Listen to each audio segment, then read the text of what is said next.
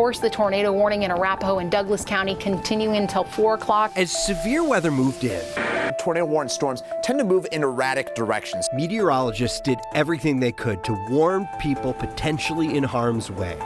It's more tornado warnings in this one day than there was the entire year in 2022. On that busy afternoon 1 week ago, the National Weather Service used the Wireless Emergency Alert System, or WEA, to send messages about tornado warnings to the cell phones of people living in those red-shaded areas. Folks out there, get ready because these strong thunderstorms are coming your way. Think of WEA like that Amber Alert that you get from time to time, a message sent to every cell phone in a specific area. The Weather Service estimates last week's messages should have reached a little more than 500,000 people. But as is always the case with WEA, the message reached many more than that. We heard from people far outside those zones who got a warning. And it's just like, just total craziness. People like Mo Kirk. I just wanted to get my dog and myself downstairs. It wasn't until the family got downstairs they realized her husband's phone got the message. Hers didn't. My husband's looking online also and says, I just think it's not here. It's like further east of us. Kirk lives in this Littleton neighborhood near Broadway and Littleton Boulevard. The tornado warning was targeted about 4 miles away from here. Mo's phone was able to determine the message wasn't meant for her. Her husband's phone wasn't.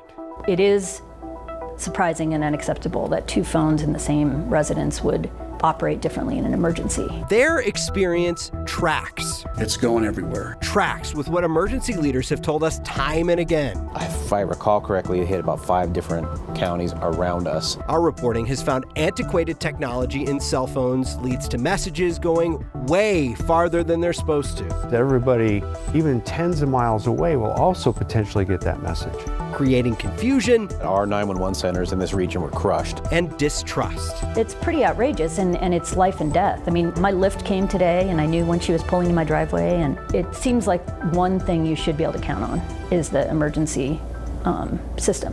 Why can we call for a pizza and have the delivery driver get exactly to where we want the pizza, yet we were still delivering wireless emergency alerts to an entire state? That's the question retired Rear Admiral David Simpson asked 10 years ago when he took the helm of the Public Safety Division of the FCC, the office that makes the rules for cell phone companies participating in WEA.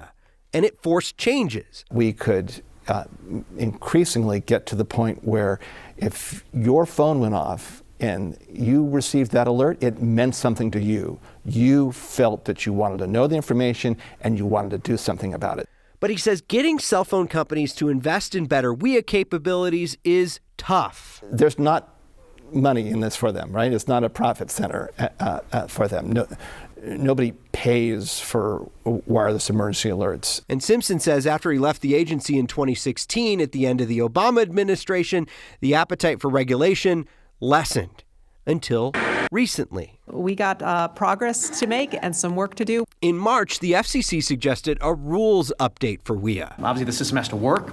It has to be trustworthy. Among a long list of proposed changes, the commissioners cited our reporting, suggesting minimum performance standards to boost reliability of alerting, making sure messages only go where they're intended. We can do a lot of good here. Those suggestions are already bumping into opposition from the cell phone industry, which told the FCC it would require an expensive rebuild of the entire system of delivering alert messages.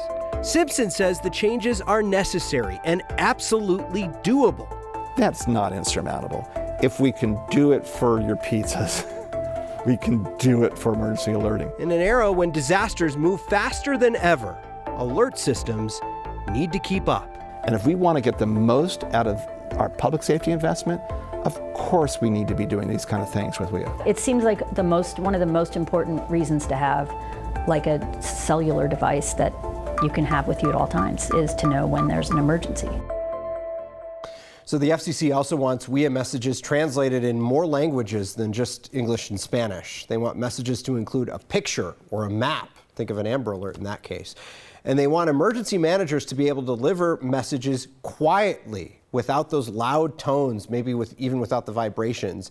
This would help in active shooter situations or those late night alerts where you don't need immediate action. So say maybe like a hurricane warning somewhere on a coast where you want to tell people that they're going to have to evacuate soon, but you don't want to wake them up in the middle of the night, that kind of thing. The system, though, that does not work well is actively eroding the trust that will be needed when the system finally works correctly. Hopefully it does at some point. And there is no data out there of how many people have turned off these alerts and warnings right now because they've gotten something that wasn't intended for them. That's the big fear among a lot of emergency managers when it comes to this system is if we use it, it goes too far, we erode that trust, and people may turn it off. That might stop them from using the system because they don't know where it's going to go. Yeah.